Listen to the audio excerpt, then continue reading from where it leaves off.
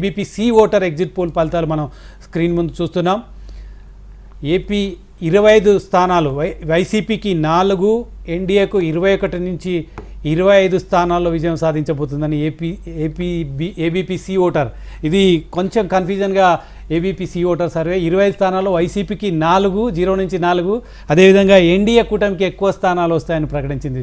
మనం కూడా తెలంగాణ ఫలితాలు లాగానే ఇది అంచనా వేయచ్చు. అసెంబ్లీ ఫలితాలు తెలంగాణకు పోలికలే, అసెంబ్లీ ఎన్నికల్లో లోక్సభ ఎన్నికల గ్యాప్ ఉంది తెలంగాణలో, అందువల్ల మనం పోల్చలేము. ఆంధ్రప్రదేశ్ ఎన్నికలు ఒకేసారి జరిగాయి. దీన్ని ఒరిస్సాతో పోల్చాలి. నిజంగా చెప్పాలంటే 2019లో ఒరిస్సాలో మనం చూసుకుంటే బీజేపీకి అసెంబ్లీ ఎన్నికలు లోక్సభ ఎన్నికలు ఒకేసారి జరిగాయి.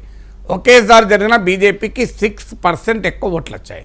అంటే 32.8% అసెంబ్లీ ఎన్నికలకు వస్తే 38.4% లోక్సభ ఎన్నికలకు వచ్చాయి. దాంతో 21 సీట్లు ఉన్నటువంటి ఒరిస్సాలో బీజేపీ 8 లోక్సభ సీట్లు గెలుచుకుంది 2019లో.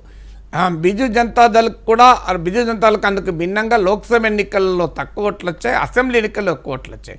లోక్సభ ఎన్నికల్లో 42.8% వస్తే అసెంబ్లీ ఎన్నికలకు వచ్చే వరకు 44% దాటింది. అందువల్ల ఆంధ్రప్రదేశ్లో కూడా ఒకవేళ అసెంబ్లీ ఎన్నికల్లో ఇప్పటికి కూడా అసెంబ్లీ ఎన్నికల ఫలితాలు మీరు చెప్తున్న న్యూస్ 18 ఓన్లీ పార్లమెంట్ ఎన్నికలు మీరు చూపెడుతున్నారు, స్క్రీన్పై చూపెడుతున్నారు. సో అది పార్లమెంట్ ఎన్నికల ఫలితాలు. బహుశా అసెంబ్లీ ఎన్నికల ఫలితాలు ఆంధ్రప్రదేశ్ హిస్టరీ తీసుకుంటే ఎప్పుడైనా అసెంబ్లీ ఎన్నికలు లోక్సభ ఎన్నికలు ఒకే రకంగా ఓటింగ్ ఉంటుంది. కాస్తంత డిఫరెన్స్ ఉంటుంది. మీకు ఉమ్మడి రాష్ట్రంలో కూడా 2004, 2009 తీసుకున్న అసెంబ్లీ ఎన్నికలతో పోలిస్తే ఆ రోజుల్లో కూడా జాతీయ పార్టీ అయిన కాంగ్రెస్ కాస్త మెరుగైన ఓటింగ్ తెచ్చుకుంది. కానీ మీకు నార్మల్గా 2014, 2019 తీసుకుంటే అసెంబ్లీ ఎన్నికల ప్యాటర్న్ లోక్సభ ఎన్నికల ప్యాటర్న్ ఒకే రకంగా ఉంది. ఒరిస్సా లాగా ఏపీలో లేదు. సో అందువల్ల ఈ న్యూస్ ఏంటి మరి కూటమికి ఎక్కువ సీట్లు తెలియదు. ABP C voter survey. ABP C voter survey Lok Sabha ఎన్నికల్లో 21 సీట్లు ఎన్డీఏకు, 4 సీట్లు వైసీపీకి ఇస్తాం. మరి అసెంబ్లీ ఎన్నికలు కూడా అలాగే ఇస్తుందో చూడాలి. సో ఇది లోక్సభ ఎన్నికల ఫలితం. అందువల్ల నా అంచనా ఆంధ్రప్రదేశ్ సంబంధించి వివిధ సంస్థలు వివిధ రకాలుగా ఇస్తుందని అంచనా. We have to see it. యునానిమస్గా మాత్రం ఎగ్జిట్ పోల్స్ ఉండవు. నాగేశ్వరరావు గారు, నిజంగా ABP C voter exit poll ఫలితాలను మరొకసారి విశ్లేషిస్తే మోడీ ఫ్యాక్టర్ ఆంధ్రప్రదేశ్లో పనిచేసిందా? అధికారంలోకి జగన్ రావాలి, కానీ దేశంలో అధికారంలోకి మోడీ రావాలన్న ఫ్యాక్టర్ ఏమైనా పనిచేసి ఎక్కువగా ఎన్డీఏ కూటమికి ఓట్లు వెళ్ళే అవకాశం అట్లా ఏమైనా కనిపిస్తుందా? ఆంధ్రప్రదేశ్ రాజకీయాల్లో అది సాధ్యమవుతుందా?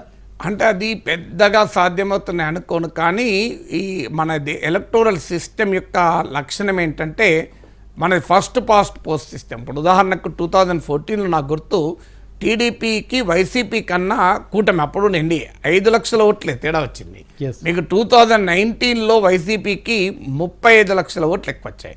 సో అందువల్ల కేరళలోనైతే 1,00,000 ఓట్లతోనే ప్రభుత్వం మారిపోతుంది.